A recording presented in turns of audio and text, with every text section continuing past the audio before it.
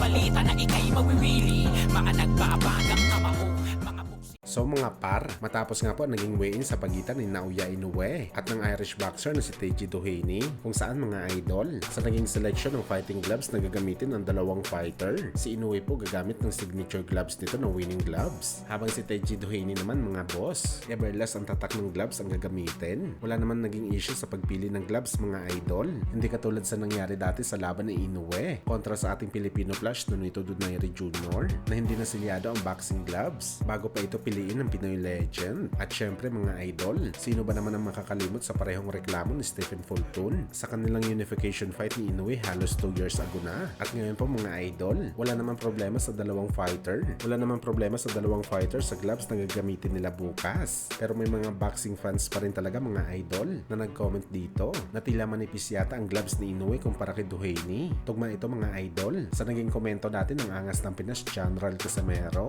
na tiyanta nito mga idol. Manipis talaga na gloves ang ginagamit ni Inoue, kaya kung makatama sa kalaban, ganun na lang ito kasolid.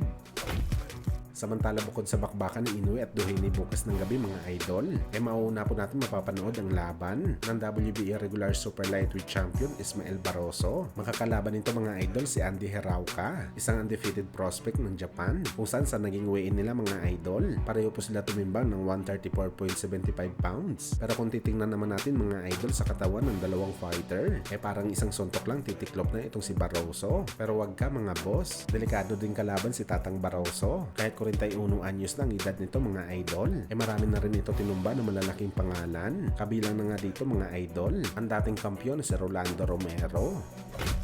Samantala matapos nga po magbanta ang kamalmahalan Turki Al Sheikh sa Unified Super Bantamweight Champion Canelo Alvarez na sakali itutuloy daw nito mga idol ang boxing event nito sa September 14 kalaban si Edgar Berlanga kasabay sa UFC event ni Turki Al Sheikh na gaganapin din sa parehong araw. Kumpiyansa na sinabi ng Saudi promoter na lalangawin daw ang laban ni Canelo dahil maglalabas daw sila ng malaking pera mga idol para i-promote na maayos ang UFC 306 event ni Turki Al Sheikh. Well, tama naman talaga ang mga sinabi ng Saudi promoter mga idol na naglabas talaga sila ng malaking pera para i-promote ang laban sa UFC at napabalita mga idol na umabot na daw sa 20 million US dollars ang kanilang nagastos. Bagamat ang malaking problema dito mga idol hindi pa na sold out ang venue ng ticket sa UFC event. Halos kalahati pa ang dapat ibenta para maging full pack ang venue. Pero ang mas masakit dito mga idol, ang binantaan nila na si Canelo Alvarez na lalangawin daw ang boxing event. Maganda ang numbers na pinapakita. Ayon kasi sa mga report mga idol, pa-sold out na daw ang venue sa laban. Mukhang kakainin talaga mga idol ni Turki Al Sheikh ang kanyang mga sinabi kay Canelo at sila pa ang lalangawin sa September 14. Nagpapahiwatig lang talaga ito mga idol na iba talaga ang suporta ng mga Mexican boxing fans. Kung saan expected na natin to mga idol